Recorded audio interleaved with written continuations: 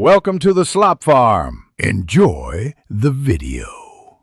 You start by removing any debris, strainers, and plugs so you can work directly on metal. Scrub with warm water and a degreaser to lift oils. This matters because polish and abrasives bite only on clean metal. Once done, rinse and dry.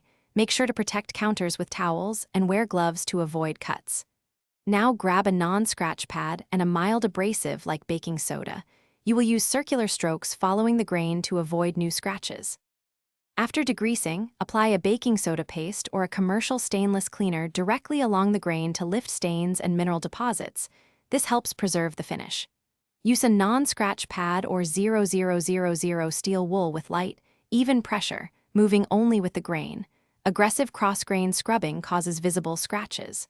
Once done, rinse thoroughly, dry with a microfiber cloth, and check for stubborn spots.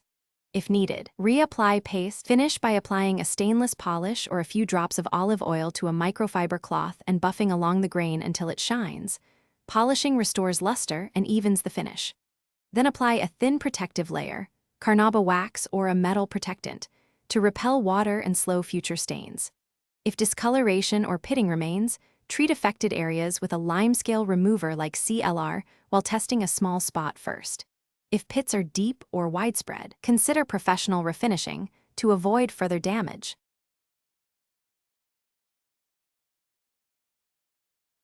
Thanks for watching. Consider subscribing if we helped you today.